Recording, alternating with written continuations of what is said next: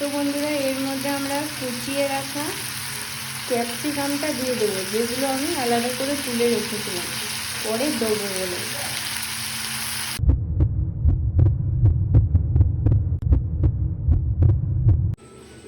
Hello বন্ধুরা, আজকে আমরা আবার মাটন নিয়ে চলে এসেছি। মাটনের রেসিপি হবে, তো তোমরা আমাদের সাথে দেখতে থেকো ভিডিওটা যে আমরা মাটনটা কিভাবে রান্না করছি। তো চলো আমাদের সাথে দেখতে থেকো ভিডিওটা। তো বন্ধুরা আমি কড়াইতে একটুখানি ঘি দিয়ে দেবো। মাটনটা রান্নার জন্য ঘিটা গলা নেই, তাই হাতে করে বের করতে হচ্ছে, ফ্লেভারটা যাতে একটু ভালো আসে। এর মধ্যে আমি একটু গোটা গরম মশলা দিয়ে দেবো,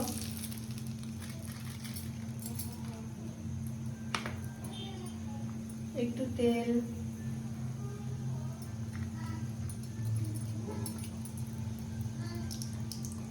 আমরা মাটন রান্নার জন্য যা যা উপকরণ নিয়েছি তোমরা তো দেখতেই পাচ্ছ। তোমাদেরকে আর একবার বলে দিচ্ছি। পেঁয়াজ কুচি, ক্যাপসিকাম কুচি, লঙ্কা কুচি আর টমেটো কুচি। তো তেলটা আমাদের সুন্দরভাবে গরম হয়ে গেছে, এরপর আমরা দিয়ে দেবো পেঁয়াজ কুচিগুলো।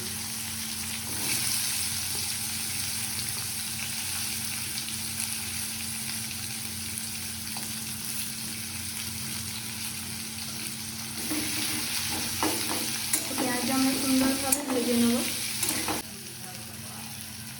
তো বন্ধুরা এর মধ্যে আমরা টমেটো কুচি দিয়ে দেবো, কাঁচা লঙ্কা কুচি দিয়ে দেবো, কুচিয়ে রাখা ক্যাপসিকাম কিছু দিয়ে দেবো, কিছু বাকি রাখবো পরে ভালো করে নেড়ে নেবো।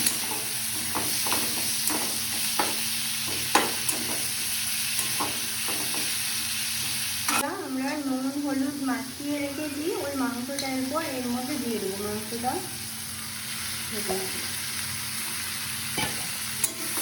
ভালো করে নেড়ে নেবো।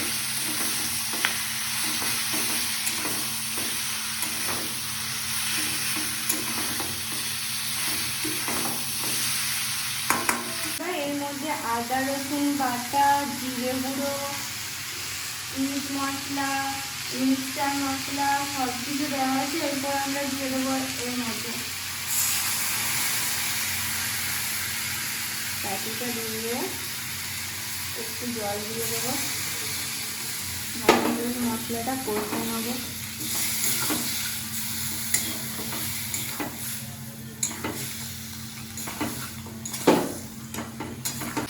তো বন্ধুরা এর মধ্যে আমরা কুচিয়ে রাখা ক্যাপসিকামটা দিয়ে দেবো, যেগুলো আমি আলাদা করে তুলে রেখেছিলাম পরে দেবো বলে।